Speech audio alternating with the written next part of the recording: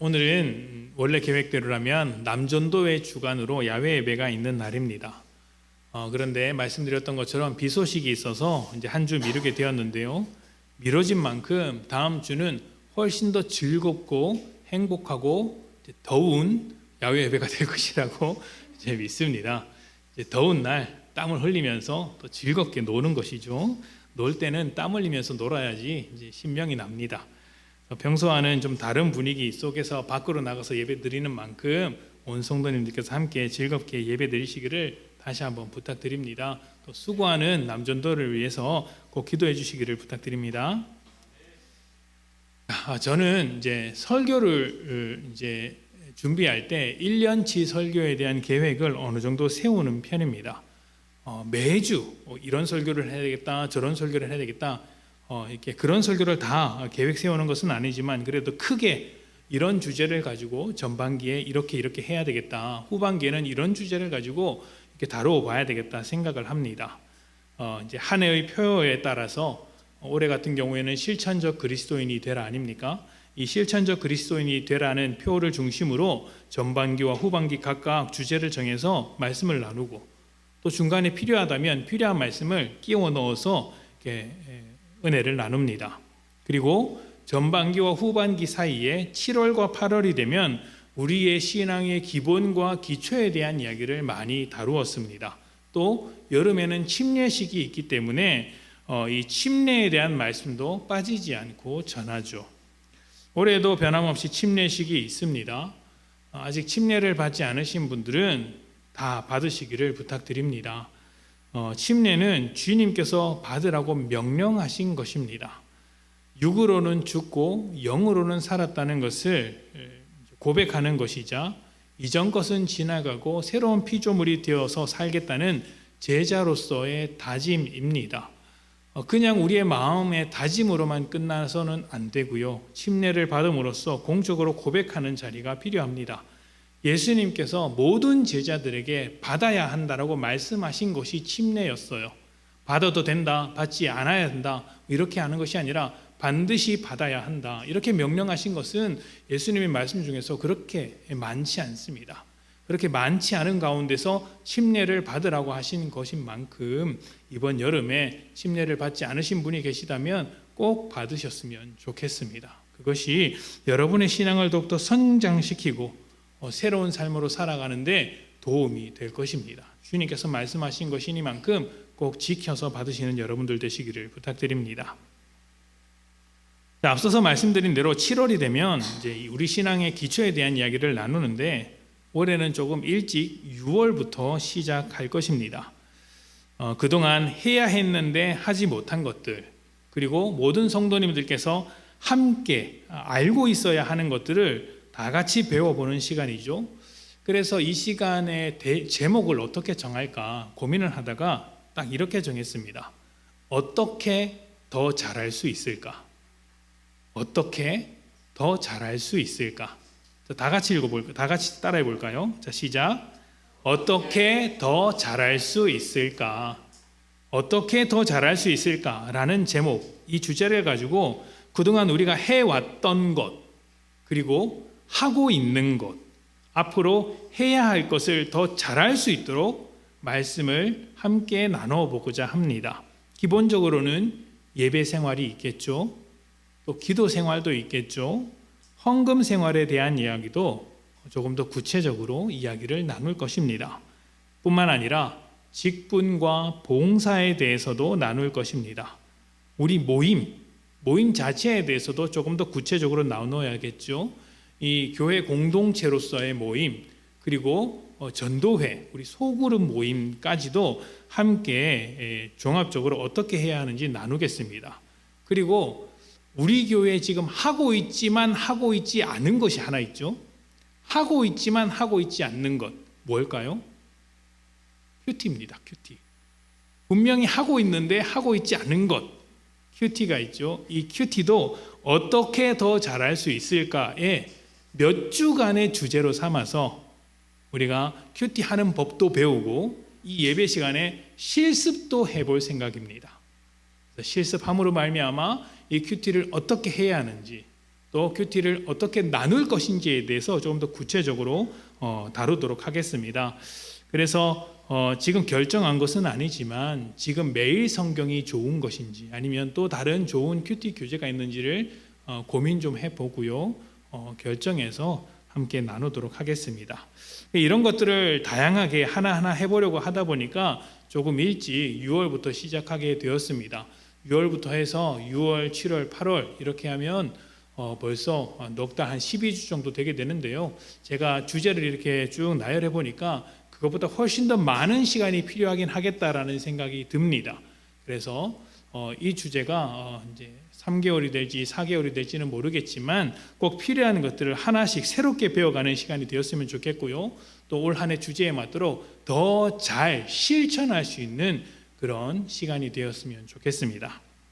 자, 이러한 이제 어떻게 더 잘할 수 있을까? 설교는 사실은 야외 예배가 이번 주에 끝나고 다음 주부터 시작하려고 했는데 야외 예배가 한 주 미뤄졌죠. 그러는 바람에 오늘은 어떻게 더 잘할 수 있을까를 준비하는 마음으로 소명에 관한 이야기를 한번 해보려고 합니다.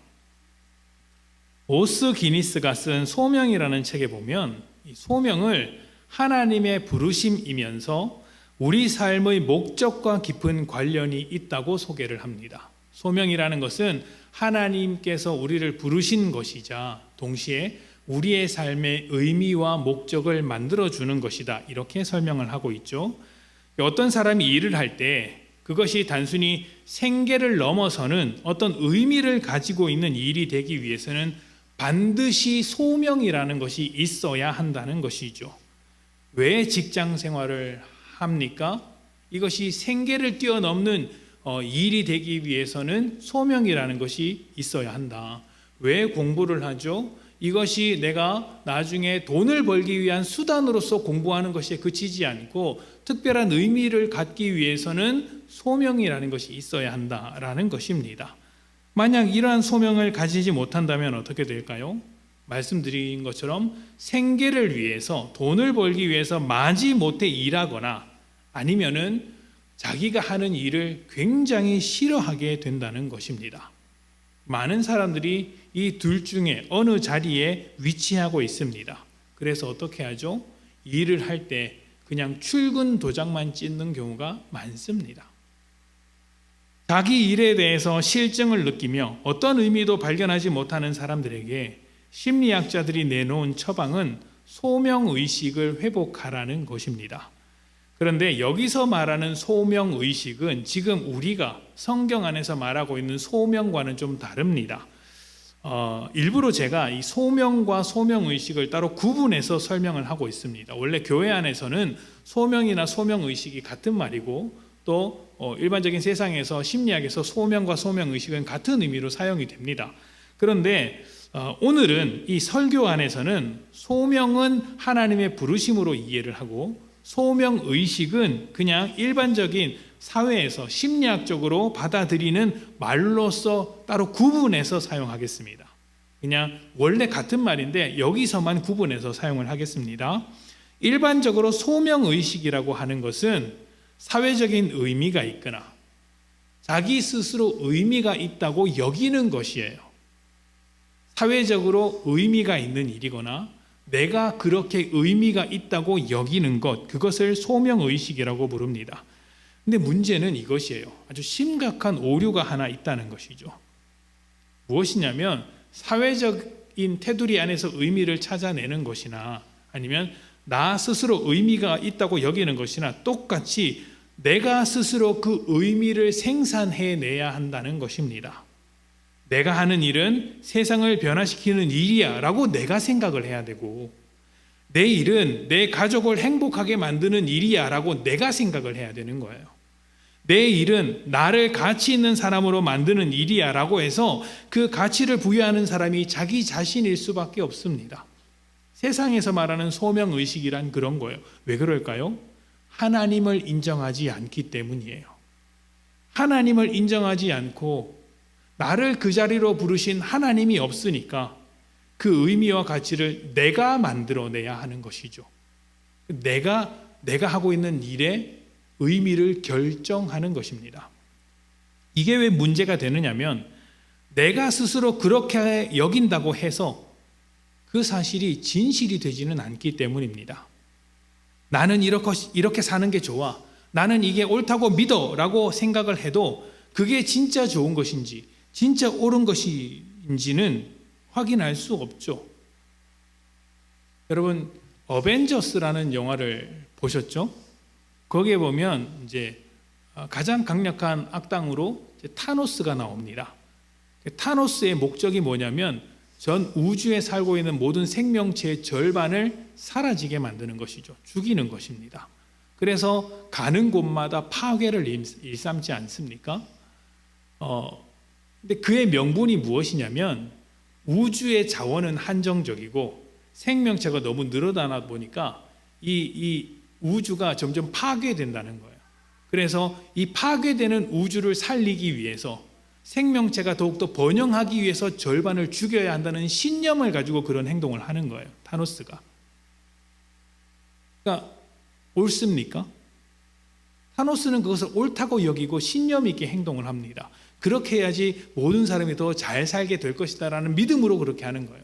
근데 그게 진짜 옳은 일입니까? 그렇지 않다고 생각을 할 것입니다. 그러니까 이제 최종 악당으로 설정을 해둔 것이겠죠. 그러니까 내가 좋다고 생각해도 그게 진짜 좋은 일이 아닐 수 있다는 거예요.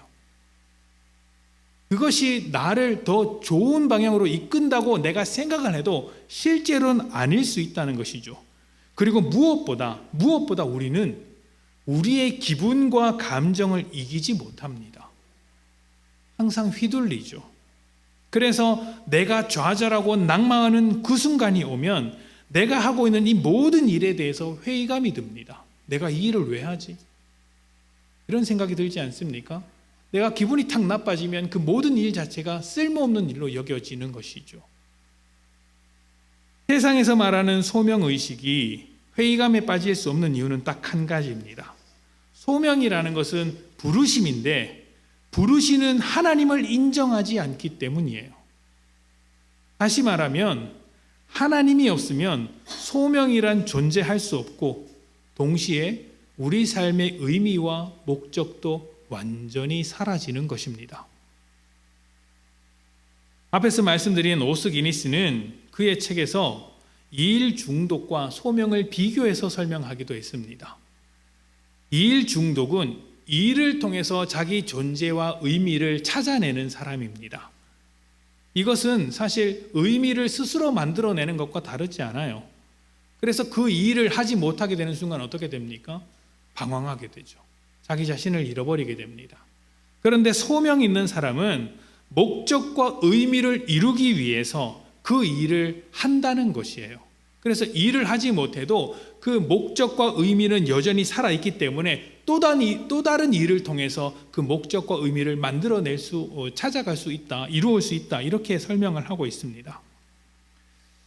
유명한 TV 프로그램 중에 나는 자연인이다 라는 프로그램이 있습니다. 이게 중년 남자들에게 굉장히 인기 있다고 해요. 그래서 남자들이 자주 가는 식당에 가보면 항상 그 프로그램이 켜 있습니다. 이제 우리 동네도 이제 몇몇 식당에서 남자들이 주인인 식당에는 항상 그 프로그램이 있었는 것을 제가 봤습니다.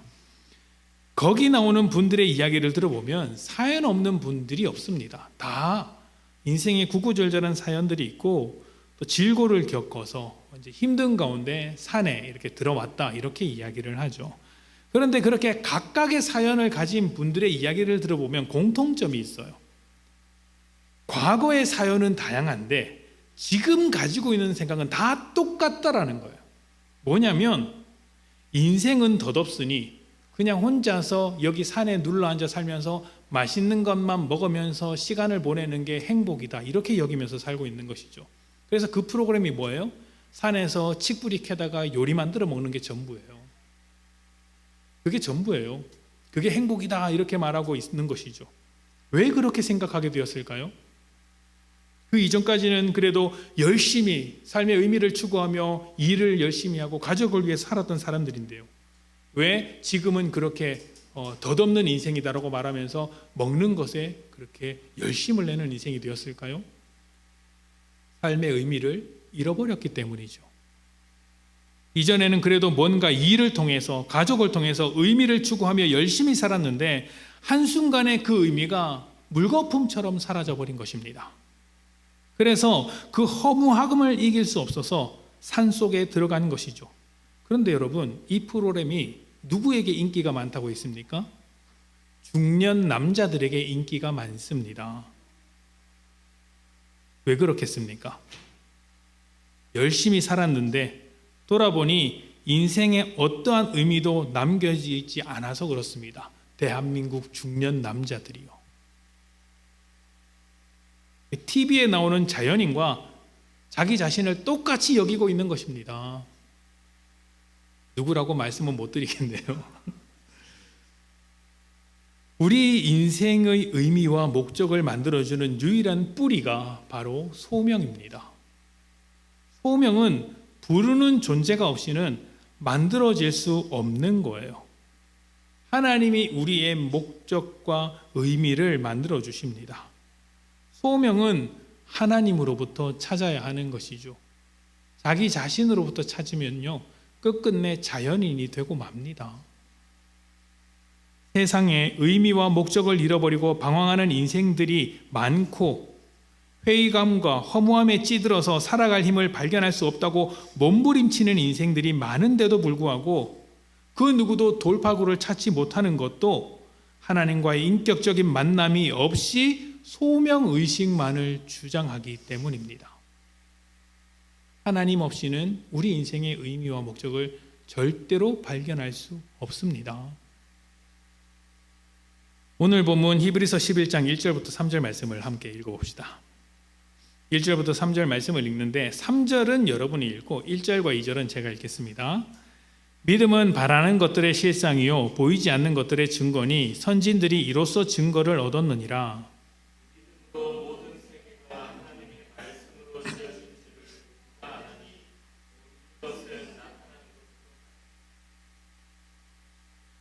네.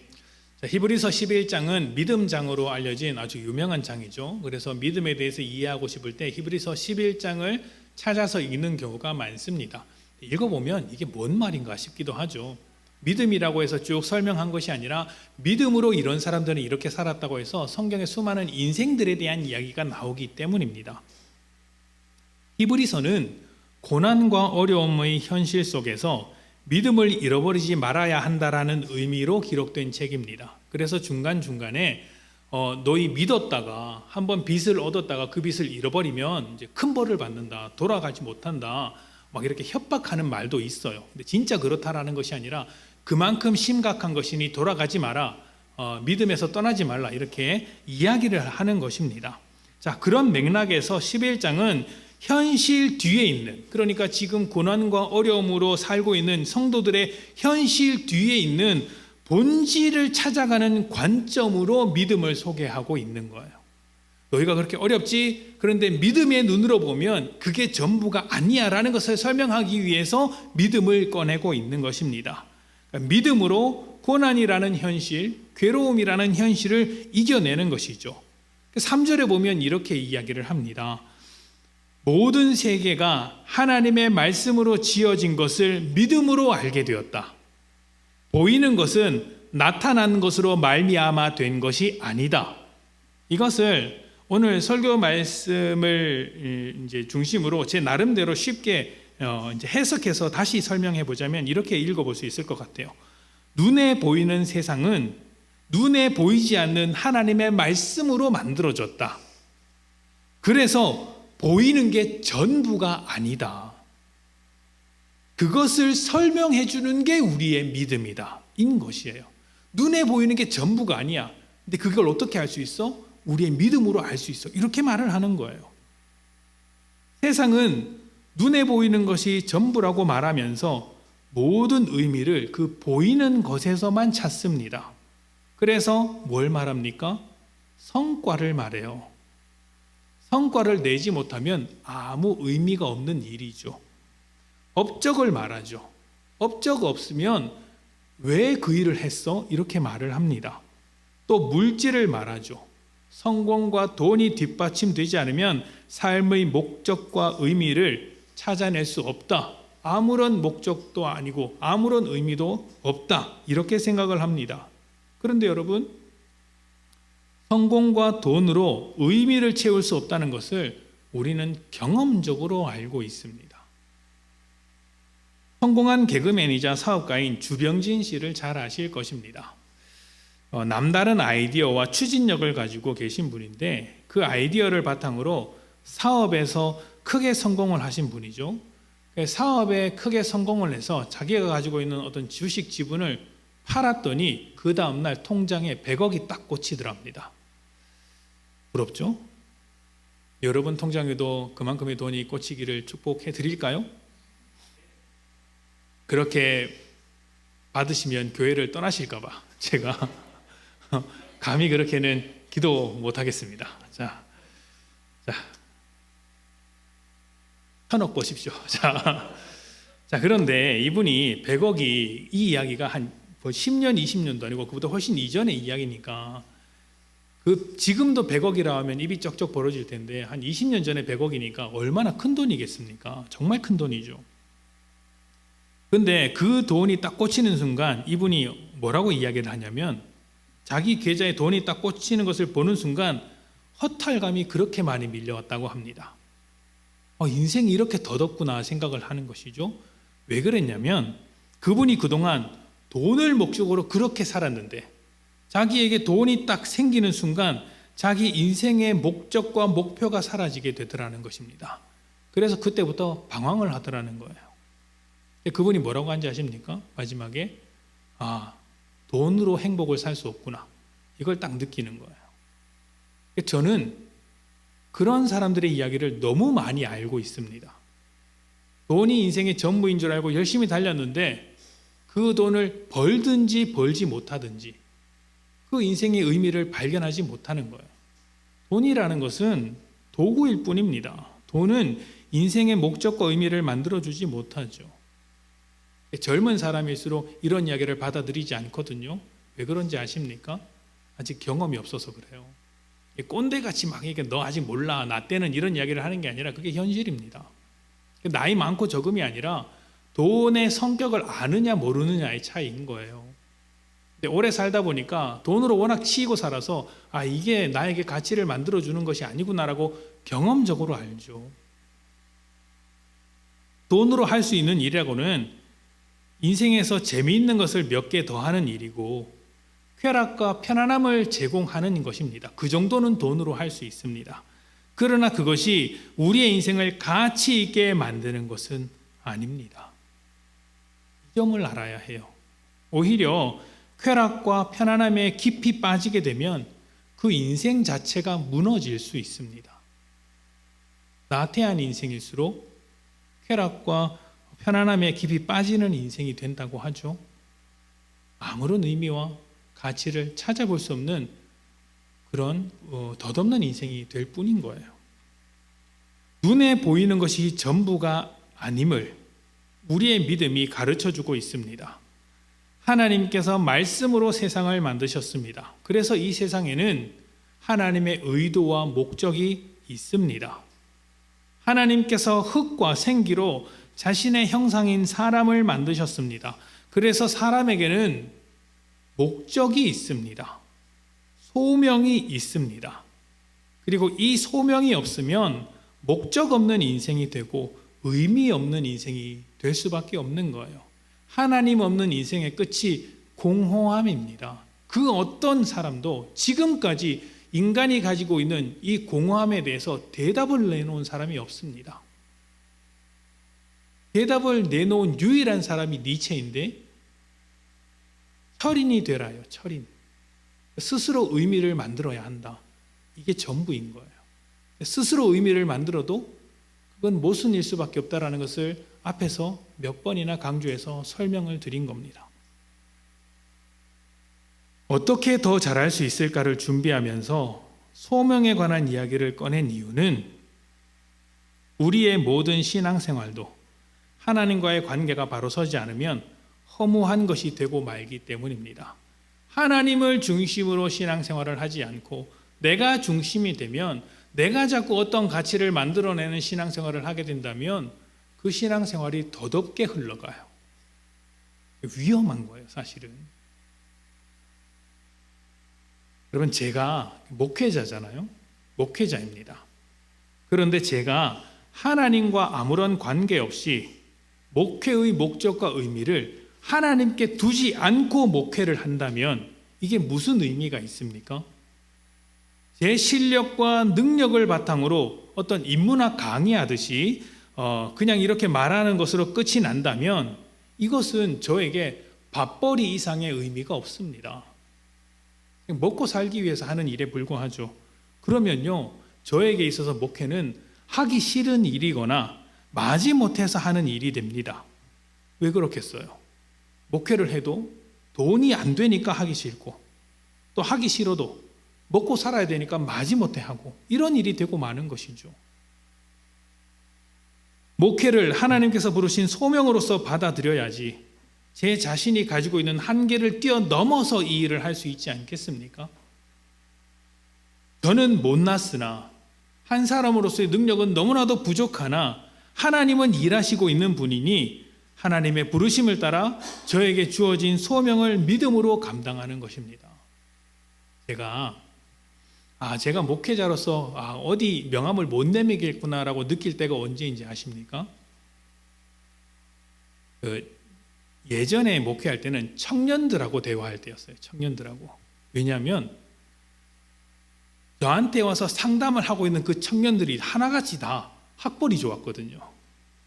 그러니까 이제 S대 해외 유학 갔다 오고 이제 그런 이제 아주 훌륭한 이제 학벌 집안을 가지고 저한테 와서 앉아서 말씀을 듣고 설교를 듣고 또 신앙을 상담하고 인생에 대한 조언도 듣기도 한다는 것이죠. 문득 그런 생각이 드는 거죠. 한 인간으로서 내가 저 친구들에게 해줄 말은 하나도 없겠구나. 내가 나의 능력을 바탕으로 저 사람에게 뭔가 이야기를 해주려고 한다면 나는 이 자리에 절대로 설 수 없겠구나라는 생각을 합니다. 성도님들과 만났을 때 그런 생각을 많이 하죠. 왜냐하면 성도님들과 만나서 사역하고 일을 하다 보면 저의 부족함이 너무 많이 보이거든요. 그리고 목회자들 이렇게 가끔씩 목회자들을 청빙한다라는 공지를 가만히 보면 그 공지에 나오는 자격 요건에 제가 부합하는 게 하나도 없습니다. 놀랍죠? 딱 하나 있어요. 신학교 졸업한 사람. 그거 말고는 없어요. 그래서 이제 가끔씩 궁금해서 보죠. 어떤 목사님이 됐나 딱 보면 누가 봐도 인격적이고 훌륭하고 똑똑하신 목사님이 이제 그 자리에 선 경우가 많이 있습니다. 영어도 잘하셔요. 저는 영어를 못합니다. 한 성도님한테 영어 공부를 어떻게 해야 됩니까? 물어봤더니 중학교 책을 주면서 이것부터 공부하십시오. 그래서 제가 펴봤어요. 어려웠어요. 덮었습니다. 제가 그런 수준이에요. 어떡합니까?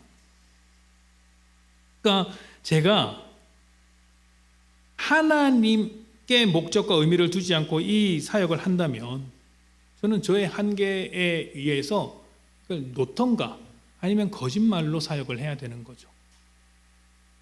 근데 의미와 목적을 어디다 두었기 때문에 소명을 감당할 수 있는 것이에요? 하나님께 두었기 때문에 가능한 것입니다. 저는 못났으나 하나님은 일을 하시는 분이니 그 하나님을 신뢰하며 하나님의 부르심을 따라 저에게 주어진 소명을 믿음으로 그렇게 일하시는 하나님을 신뢰함으로 이 소명을 감당하는 겁니다. 제 실력이 아니라. 그래서 여러분, 우리 교회에서 제일 위험한 게 뭐예요? 저를 바라보면서 신앙생활을 하면 위험한 거예요.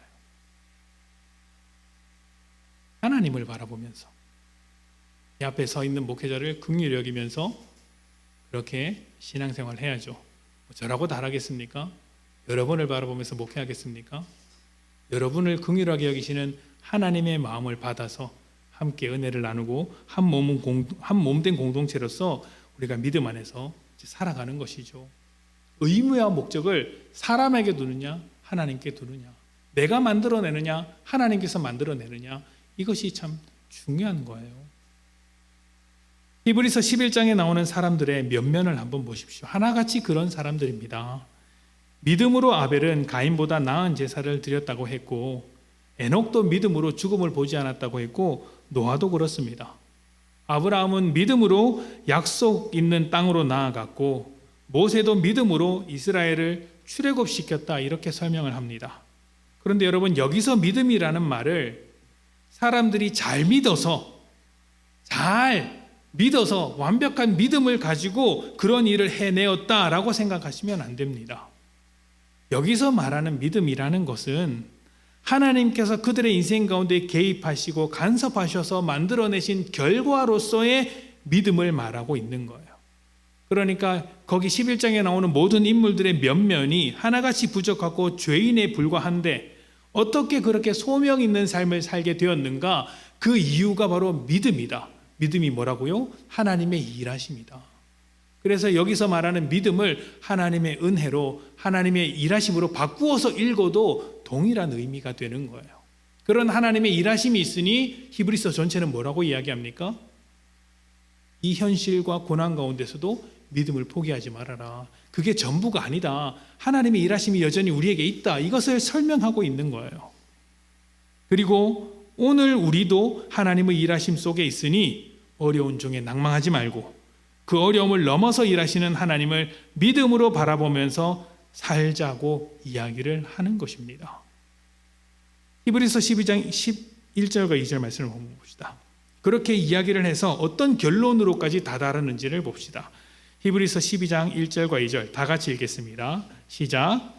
이러므로 우리에게 구름같이 둘러싼 허다한 증인들이 있으니 모든 무거운 것과 얽매이기 쉬운 죄를 벗어버리고 인내로써 우리 앞에 당한 경주를 하며 믿음의 주요 또 온전하게 하시는 이인 예수를 바라보자. 그는 그 앞에 있는 기쁨을 위하여 십자가를 참으사 부끄러움을 개의치 않게 하시더니 하나님 보좌 우편에 앉으셨느니라. 아멘. 수많은 증인들이 믿음으로 보여준 것, 그것이 무엇이었냐면 내가 보고 있는 그 너머에 있는 것들을 바라보고 살았다고 이야기를 합니다. 믿음으로 그렇게 산 수많은 증인들이 있다. 그리고 그 믿음으로 살아온 그 수많은 증인들 중에서 가장 대표적인 인물이 누구시냐면 예수님이라는 거예요. 십자가라는 가장 절망적인 자리에서도 그 앞에 있는 그 십자가 너머에 있는 그 앞에 있는 기쁨을 위해 그 십자가라는 수치스럽고 부끄러운 자리를 개의치 않으셨다라고 이야기를 합니다. 신경도 안 쓰셨다는 거죠. 그랬더니 어떻게 됩니까? 그 결과 하나님의 우편에 앉으셨다. 이렇게 설명을 하고 있는 거예요. 제가 목회자로서 이 목회의 목적과 의미를 어디서 찾아야 할까요? 보여지는 것이 아니라 하나님으로부터 찾아야 합니다.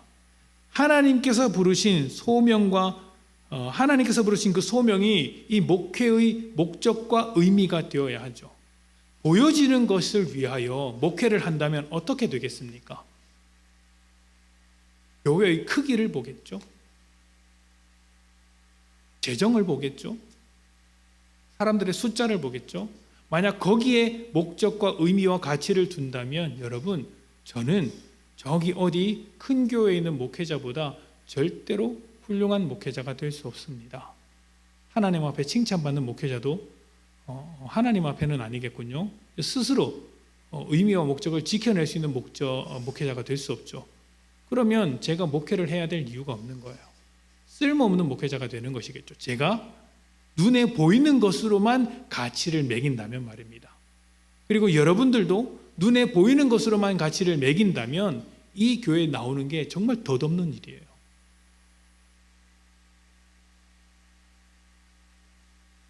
크고 작음에 가치가 달려있는 것이 아니라 하나님께서 부르신 소명이 목적과 의미가 되어야 합니다. 우리를 이 자리로 부르신 하나님의 소명이 있기에 이 교회가 그 어떤 교회와 똑같이 의미와 목적과 가치를 지니고 있는 것입니다. 여러분, 개개인의 인생도 똑같습니다. 어떠한 인생을 살든지 그것이 소명의 자리라면 여러분은 절대로 초라한 인생을 살고 있는 게 아니에요. 훌륭한 인생을 살고 있는 것입니다. 하나님의 손 위에서 펼쳐지는 인생 아닙니까? 소명과 하나님의 일하심이 여러분을 그렇게 만들고 있습니다. 그것을 고백하는 게 믿음인 거예요. 여러분이 드리는 예배와 기도의 목적과 의미가 어디서부터 옵니까? 여러분이 헌금을 드리는 의미는 무엇으로부터 찾습니까?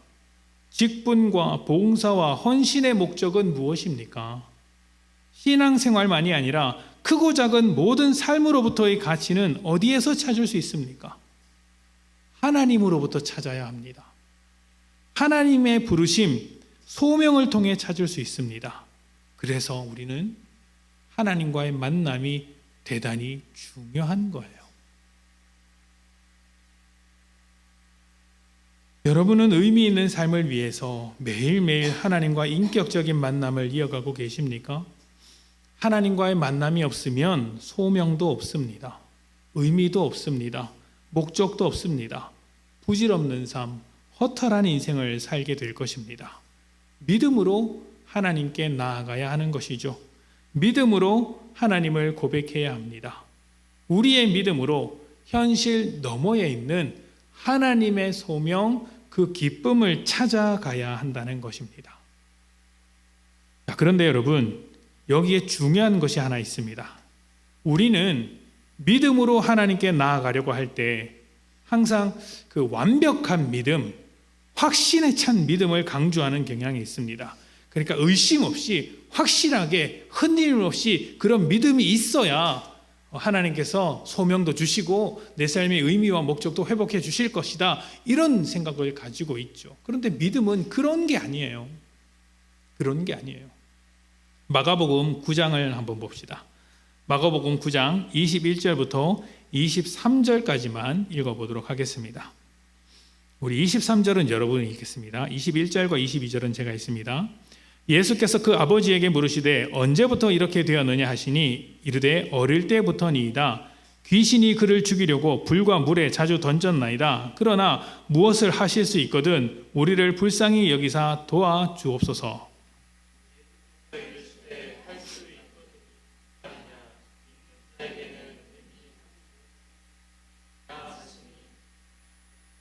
아멘. 한 아버지가 귀신 들린 아들을 이제 데리고 왔습니다. 어릴 때부터 이제 귀신 들렸기 때문에 이제 물과 불에 막 뛰어들었다, 이렇게 이야기를 하죠. 그러니 이런 아들을 이제 아끼는 아버지 입장에서 안 해본 일이 있겠습니까? 이제 의사도 찾아가 보고 좋다는 음식도 먹여보고 용하다는 무당도 다 찾아갔지만 아무런 소용이 없었습니다. 그래서 갈 데도 없고 방법도 없는 찰나에 예수님의 소식이 들리니 지푸라기라도 잡는 심정을 가지고 예수님께 달려오는 것이죠. 예수님께서 무엇라고 하셨습니까? 할 수 있거든이 무슨 말이냐? 믿는 자에게는 못한 일이 없다, 이렇게 말씀하셨습니다.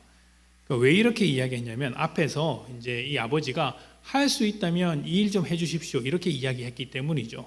그러니까 그 아버지는 왜 할 수 있으면이라는 이야기를 꺼냈을까요? 사실 아이를 데리고 왔을 때 마침 그때 예수님께서 산에 올라가셔서 자리에 없을 때 몇몇 제자들과 이제 이스라엘 사람들이 모여 있는 그 자리에 아들을 데리고 왔습니다. 그 제자들이 기도를 했는데 낫지 않는 거예요. 한번 절망을 했겠죠. 그러자 그들의 스승인 예수님이 오셨습니다. 제자들이 실패했는데 스승인 예수님께서 과연 하실 수 있을까?